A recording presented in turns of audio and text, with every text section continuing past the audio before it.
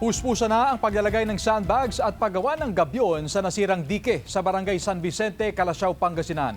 Tutukan sa report ni CJ Turida.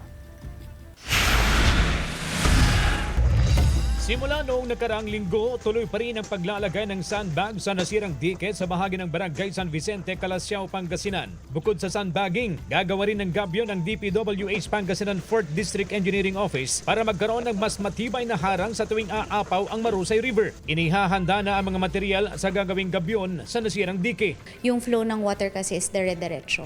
So since nalagyan ito ng sandbag at saka nadagdagan pa ng gabyon, may mag-hold ng water, hindi siya directly na pupunta doon sa ating mga kalapit na barangay. Huling linggo noong Setyembre nang masira ang dike, kasagsagan ng mga bagyo. Labis na naapektuhan ng pagbaha ang barangay San Vicente at kalapit barangay ng Dinalawan at Banawang. Damay rin sa baha ang ilang kalapit barangay ng Dagupan tulad ng Maluwod at Lukaw. Bukod sa monitoring at inspeksyon ng lokal na pamahalaan sa proyekto, regular din na bumibisita sa project site ang mga opisyal ng barangay upang matutukan ang paggawa nito. Halos kalahati, San Vicente, sir. Sa kalsada, walang tubig, sir. May tubig sa bahay. First time daw napasukin ng baha ang bahay ni Naginang Luz noong masira ang dike. Sana raw hindi na maulit dahil batid nila ang hirap ng malubog sa baha. Yun po yung pinakauna talaga na naabutan kami ng tubig.